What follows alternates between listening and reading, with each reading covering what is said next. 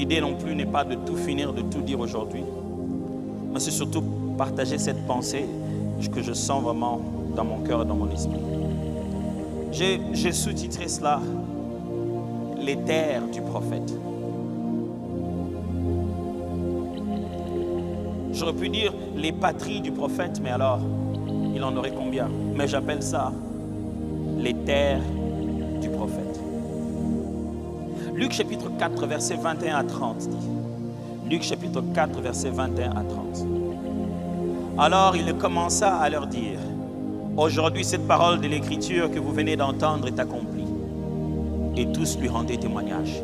Il était étonné des paroles de grâce qui sortaient de sa bouche. Et il disait, n'est-ce pas le fils de Joseph? Jésus leur dit, sans doute, vous m'appliquerez ce proverbe, médecin, guéris-toi toi-même. Et vous me direz, fais ici, dans ta patrie, tout ce que nous avons appris que tu as fait à Capharnaüm.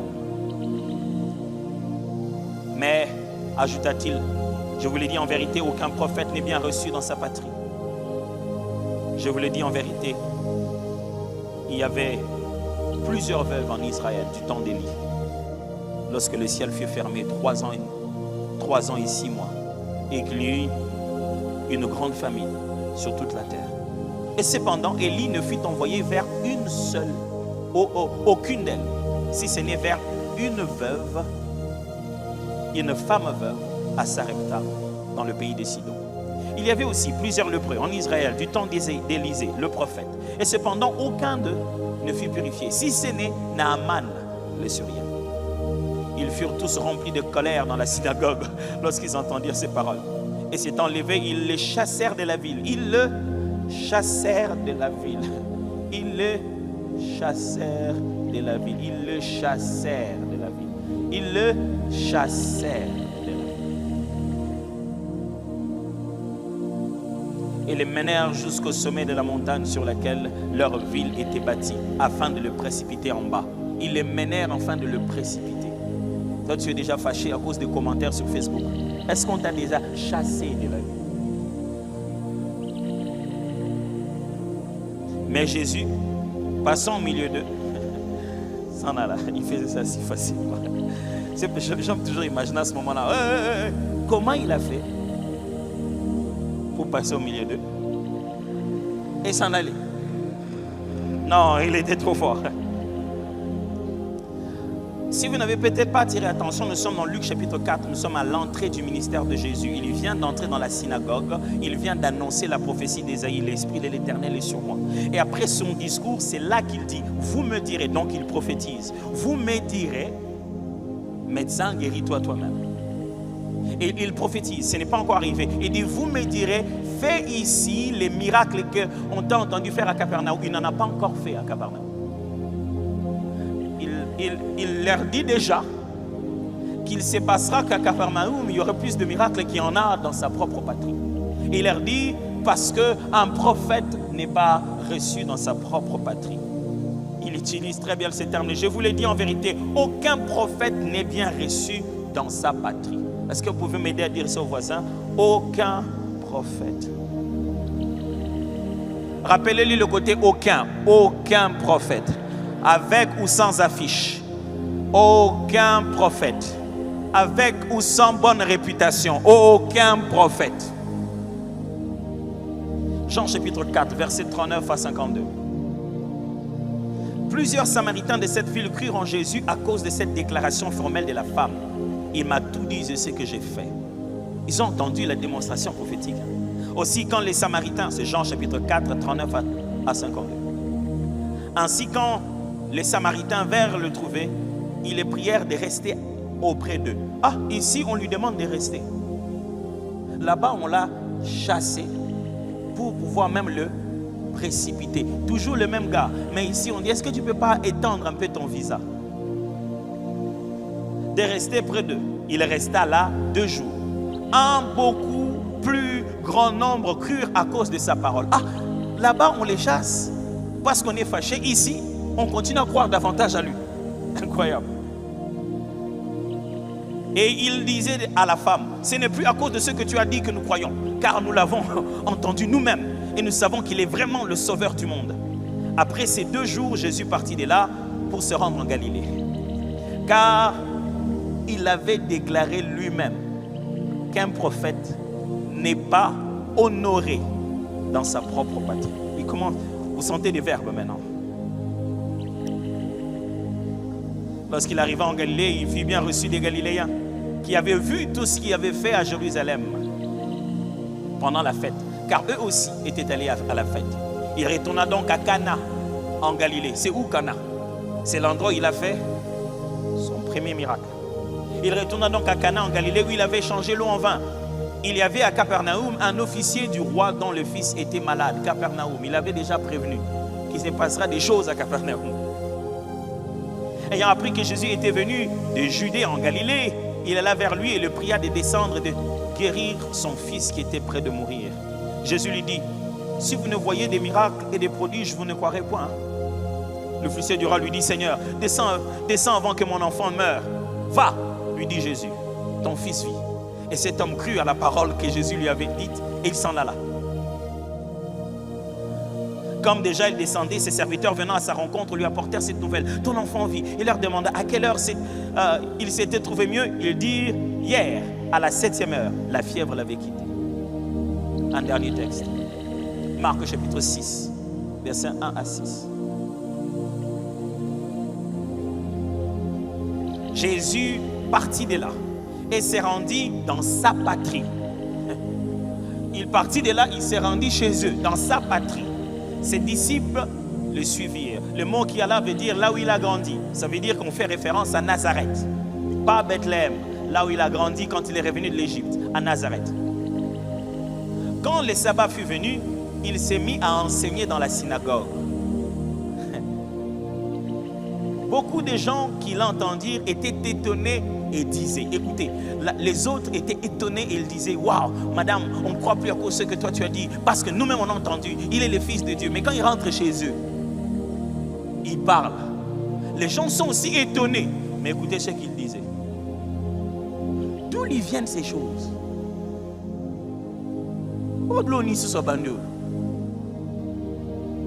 Quelle est cette sagesse qui lui a été donnée? Et comment de tels miracles se font-ils par ses mains? Quand il se questionne, mais écoutez leur suite.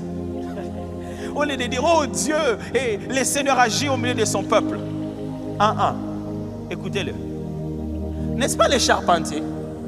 Mon frère, même quand tu seras appelé révérend, pasteur, prophète, l'homme de Dieu, l'homme de feu, tu vas dans des villes, on fait des affiches. Nous, quand on te voit, charpentier. N'est-ce pas les charpentiers? Les fils de Marie. Surtout ceux qui t'ont eu moi, comme un prophète des années, on sait où tu as grandi et on connaît comment.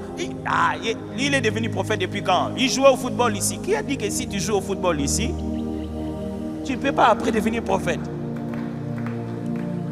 Il dit: le fils de Marie, les frères de Jacques, de Joseph, de Judas, de Jude et de Simon.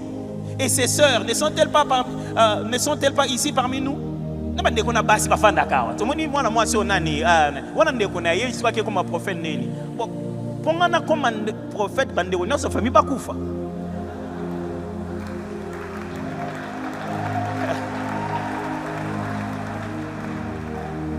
écoutez la suite. Et il était pour eux une occasion de chute. Mais Jésus leur dit: un prophète n'est méprisé que dans sa patrie. Jésus parle de la même, la même phrase, mais il va utiliser des verbes différents. Avant, il dit: le prophète n'est pas honoré dans sa patrie. Il dit maintenant: le prophète est méprisé. Maintenant, ce n'est pas qu'on a manqué de faire quelque chose. Maintenant, on fait quelque chose contre. On n'a pas manqué de donner l'honneur. Maintenant, on est intentionnellement en train de mépriser. Il dit: un prophète n'est méprisé que dans sa patrie, parmi ses parents et dans sa maison. Seigneur, les premières personnes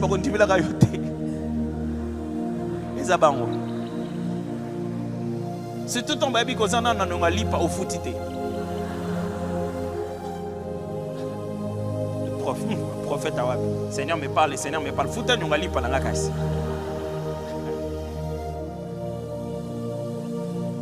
Écoutez maintenant la conséquence négative. Il ne put faire là aucun miracle. Est-il possible que nous réclamons de choses dont nous n'honorons pas les instruments?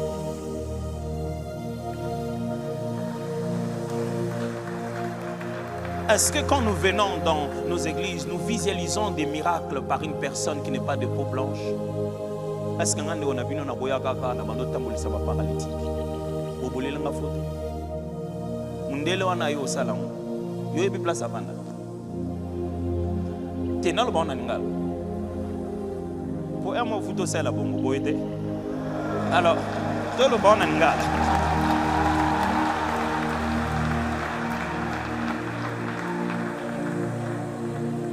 Nous ne croyons pas aux uns aux autres. Nous ne croyons pas. Tant que tu peux voir les limites, les faiblesses. Quel prophète, mais il est impoli. Qui t'a dit que Dieu prend que les premiers de la classe? Écoutez-moi, quand l'onction est venue sur lui, ça n'a rien à voir avec l'impolitesse. Ça, c'est dans le caractère. Est-ce que tu penses qu'une ânesse est polie ou impolie? Dieu peut utiliser une ânesse. Il dit, et il ne put faire là aucun miracle. Si ce n'est qu'il imposa les mains à quelques malades et les guérit. Et il s'étonnait de leur... C'est Jésus qui s'étonne. Et il s'étonnait de leur incrédulité. Jésus parcourait les villages alentours et enseignait. Ça fait très mal, ces messages. Mais s'il y a une chose que je tiens à vous dire en vous encourageant ce matin, c'est qu'un prophète n'a pas qu'une seule terre. En tant que prophète, tu n'as pas que ta patrie, là où personne ne croit en toi. J'ai listé pour vous certains noms. Le prophète, il a Nazareth. C'est sa propre patrie. Là, on ne croit pas en lui. Nazareth. Là où tout le monde l'a vu grandir. Là où tout le monde lui a imaginé un avenir. Et quand il ne devient pas ce qu'il voulait que tu deviennes, il commence à devenir mal à l'aise de ce que tu es devenu. Vous savez, des fois, on est entouré de frères, de sœurs, de parents qui nous prêtent un avenir. Et quand l'avenir commence à se dérouler, ça ne ressemble pas à ce qu'ils nous ont prêté. Même eux-mêmes deviennent mal à l'aise de ce que nous devenons. Frère, il y a Nazareth, un endroit où quand tu auras tout fait, ils ne croiront pas. On l'appelle Jésus de Nazareth. Il a même donné du succès à Nazareth. Mais c'est Nazareth qui ne croit pas en lui. Il y a même des gens qui pensent que si tu veux chasser bien un démon, il faut que tu donnes même la localisation géographique de Jésus. Jésus-Christ de Nazareth. Là, le démon sait de qui tu parles. Nazareth est connu par lui. La RDC est connue par lui. Quand il arrive comme ça, oh, prophète de où? De la RDC. Mais RDC... Parce que la RDC connaît ses faiblesses. Parce que la RDC connaît où habitent ses parents, où habitent ses frères, où habitent ses sœurs. Je vais vous le dire, homme de Dieu. Vous savez pourquoi les jeunes ont multiplié des ministères à gauche et à droite? Qu'ils organisent des réunions prophétiques par eux-mêmes? Parce qu'il n'y a pas de place pour ça à l'église. Quand il vient à l'église, toi tu dis, mais... Toi tu lui dis, mais Michel, mon frère, va travailler là-bas. Sois comme tout le monde. Pourquoi tu veux qu'il soit comme tout le monde? Quelqu'un est heureux quand il est traité spécialement. La responsabilité du Père, c'est que tu traites chaque enfant spécialement. Non mais vous, on vous voit là-bas en train de prophétiser. Pourquoi vous ne prophétisez pas à l'église? Quel jour? Quel est le jour qui est prévu pour ça? Mercredi, tu vas parler contre nous les prophètes. Jeudi, tu vas gronder les prophètes. Dimanche, tu vas encore parler contre nous les prophètes. Et tu veux qu'on prophétise comment? Ne transformons pas nos églises en Nazareth, mes frères. Nous allons perdre quelque chose de Dieu.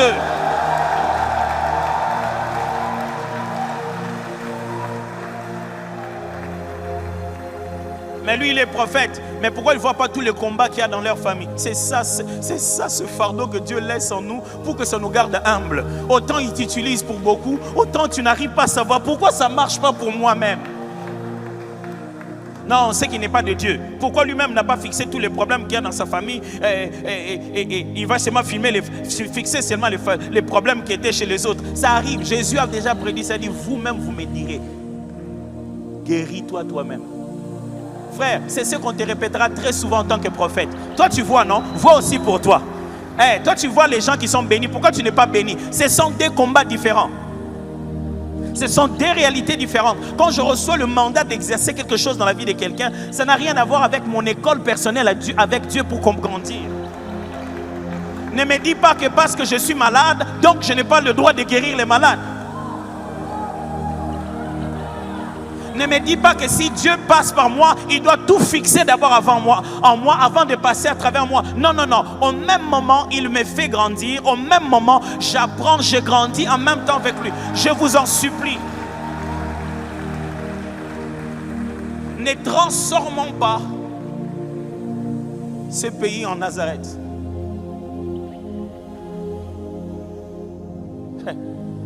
J'étais en train de regarder sur Internet. J'ai vu quelque chose qui s'est passé dans le monde. Ça, on a appelé ça un réveil. Tout le monde voulait me demander quel est ton avis sur ce qui s'est passé. J'ai dit waouh. Ça là, ça se passe presque chaque semaine.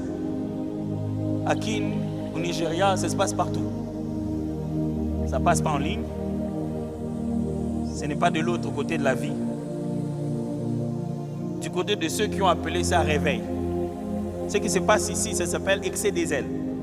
Ce qui se passe là-bas, ça s'appelle réveil.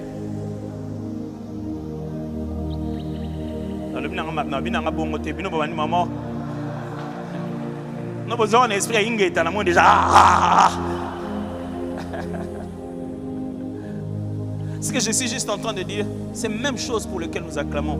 Dieu le fait tout le temps au milieu de nous. C'était encore à 10 heures, jusqu'à 12 heures. Les enfants n'étaient pas encore sortis de la rue. La porte de la puisette était remplie. Les gens poussaient la porte pour entrer. À 10h, 12h, le culte commençait à 17h. Ils voulaient écouter quelqu'un qui est rempli de beaucoup de cheveux, qui ne savait pas lui-même où il allait. On ne leur donnait ni à manger ni à boire. Ils étaient juste venus pour écouter quelqu'un qui a fait une réunion de prière au premier jour où ils s'attendaient à 500 personnes. Ils sont venus plus de 1500 personnes. Et chaque jour qu'il y avait réunion de prière, les gens prenaient plaisir de tellement prier sur une natte. Où est-ce que vous avez vu qu'on a appelé ça réveil? Pensez qu'on appelle ça comment? Non, c'est parce que c'est à Nazareth. Parce que c'est à Nazareth, nous le connaissons. Nous connaissons son visage, nous savons où il a grandi. Papa, ce garçon-là, je le connais. Lui, quand il a commencé sa foi chrétienne, est-ce que quelqu'un ne peut pas se relever? Est-ce que quand il se relève, il devient un plan B pour te faire plaisir? N'aie pas envie de te sentir sain en mettant en exergue les erreurs des autres. RDC, ne devenez pas Nazareth. Mais il y a aussi Samarie. Samarie, cet endroit où quand tu arrives, c'est là-bas que tu as la liberté de leur dire qui tu es. À Jérusalem, Jésus n'ose pas dire aux gens qu'il est le Messie. Mais chez les Samaritains, il dit, est-ce que tu es le Messie? Il dit, oui, c'est moi qui t'en parle.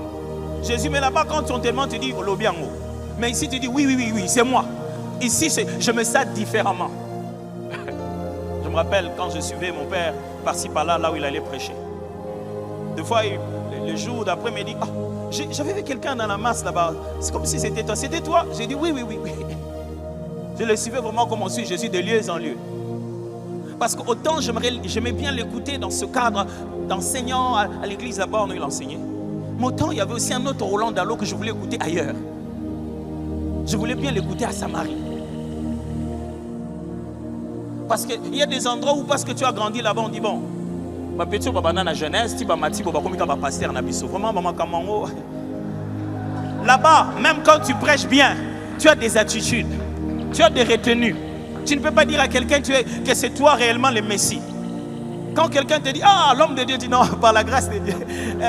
Mais il y a quelque chose à l'intérieur de toi qui marche quand tu viens, tu dis, je n'ai ni or ni argent, mais j'ai quelque chose et c'est que je te le donne. Il y a des choses qui bouillonnent en toi que quand tu parles avec conscience de les avoir.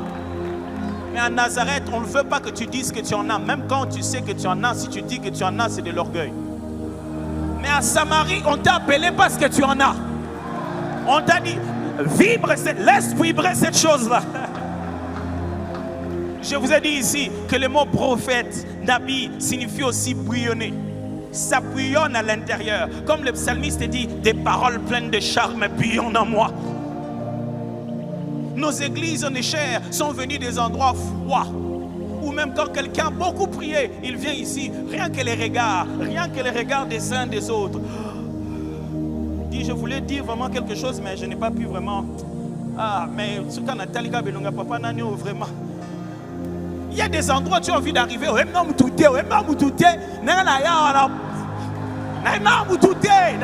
Je m'en fous. Quelquefois, c'est quand tu viens avec cette attitude-là que tu vis le maximum de ce que tu devais vivre. À Samarie, on te dit, est-ce que tu peux ajouter encore 2 jours de séminaire? À Nazareth, on dit, pasteur, pasteur, c'est comme ça que vous les verrez faire des affiches. Affiche, journée spéciale de gloire sur Zoom. Et là, Zoom, ça, les affiches. Il cherche un Samarie. Mes frères, Dieu nous a tant aimés. Qu'est-ce qu'il a fait? Il nous a donné notre propre terre pour être son image. Il s'est dit, ok, ici, avec les anges, avec nous, il faut que je lui fasse une extension où il sera mon image, là où il va pouvoir clairer. Mes frères et sœurs, apprenez à leur donner leur propre coin d'exercice de ministère, leurs propres endroits où ils vivent. Pourquoi vous allez continuer à enseigner des choses qui n'appliqueront jamais? Faites-leur des petites Samaries. Quelquefois, envoyez-leur à votre place. Ah. Je me rappelle qu'une fois, l'apôtre m'a envoyé quelque part.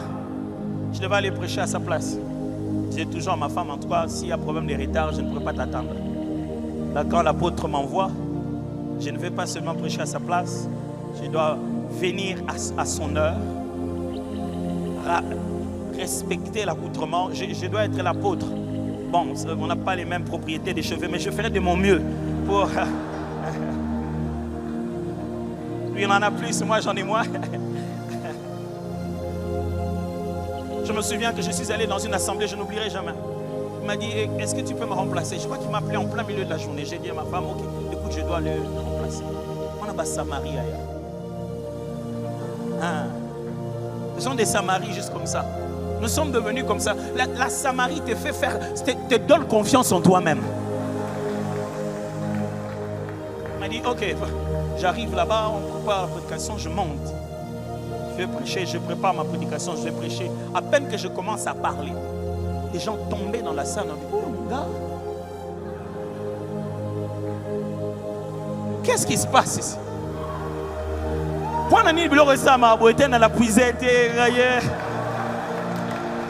Écoutez-moi, il y a des terres où des choses ne se feront pas, elles ne se feront qu'ailleurs.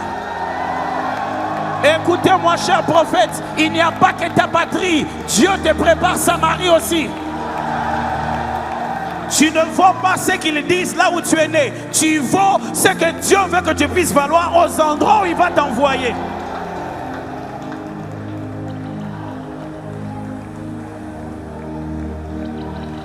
Je prie Dieu qui te donne une Samarie, un endroit où quand tu arrives, les gens disent, reste encore ici, reste encore ici.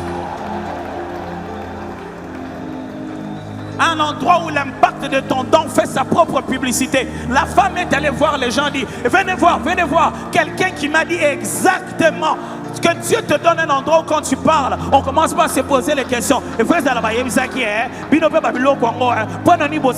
On te juge dans la forme, dans le fond, dans la manière de faire. Il y a des endroits, il faut juste que tu te libères d'abord. On va te cadrer. Libère-toi d'abord.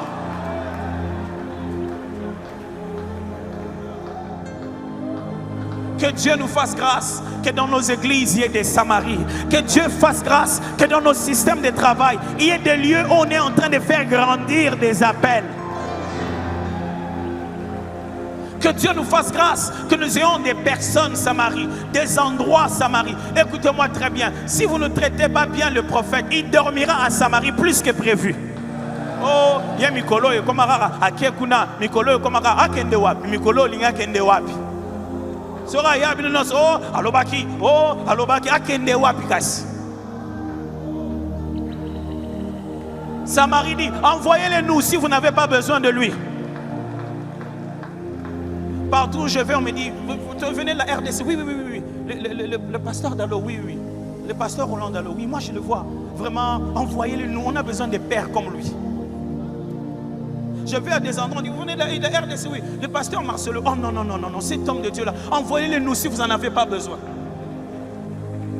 Ah, Sora, oh, pasteur Marcelo, c'est bon.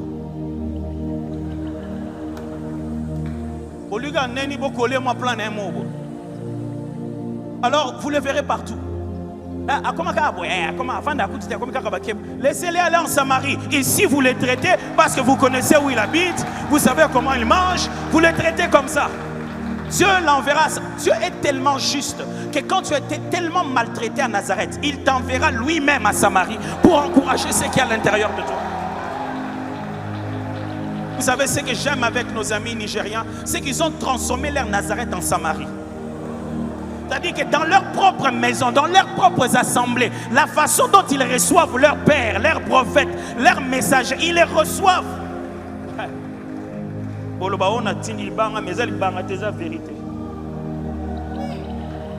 Il y a quelque chose que j'aime énormément chez moi.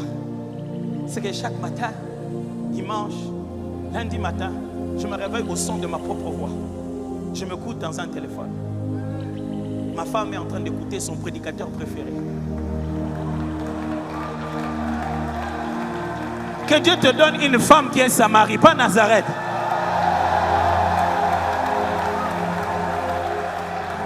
Quand elle veut faire la différence, me fait asseoir, me dit, pasteur, dis-moi quand même, c'est que tu es là, ça a beaucoup touché. Est-ce que tu peux prier pour moi? Afou comme Nathalie, hey!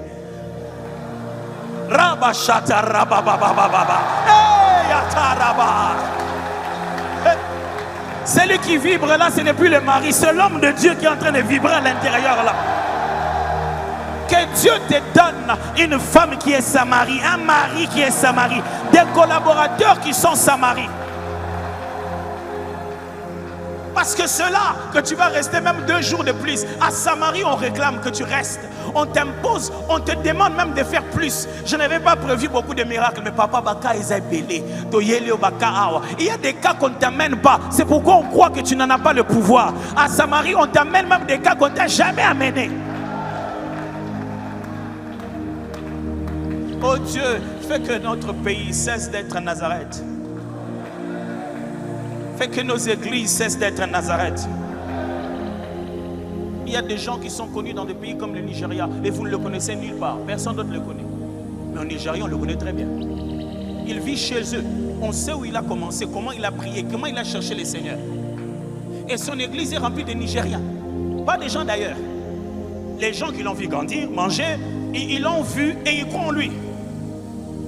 Ils croient en lui. Mes amis, on a du mal à croire aux uns aux autres. Il suffit d'une petite erreur humaine. On oublie et Dieu, et l'onction, et la capacité de se corriger que l'autre peut avoir. On accepte que nous-mêmes on peut se corriger. On accepte d'être excusé. Mais on ne veut excuser personne. Surtout si cette personne dit que Dieu l'utilise et qu'il parle avec des dons. Il a dit des choses que, voilà. Ça, je me rappelle, une fois j'étais quelque part, une dame m'a dit, est-ce que tu me reconnais? J'ai dit, maman, la mémoire là, et puis les femmes elles changent des cheveux et tu avais une image et puis tu as une autre. Elle m'a dit, tu sais que tu as un peu prophétisé pour moi à tel endroit. Elle m'a rappelé même la prophétie. J'ai dit, quoi? Je t'avais dit des choses comme ça. Je dis, oui, c'est exactement ce qui est en train de se passer. Regarde, il y a ça, il y a ça, il y a ça. Même moi-même j'ai oublié. J'ai dit, on était où? Je n'ai pas retenu ça comme un événement spectaculaire dans ma tête. Vous savez mes frères, quand vous allez au bon endroit, même au cours d'une fête, avant de manger, vous pouvez guérir quelqu'un. Jésus arrive chez les pharisiens qu'il avait invités à manger. Il veut manger, il voit sur la table quelqu'un qui était hydropique, c'est-à-dire que son corps gonflé, comme s'il y avait trop d'eau. La Bible déclare qu'avant de manger, l'esprit a fait. Jésus tourne et dit, la Bible dit il est guéri, littéralement, il est dégonflé.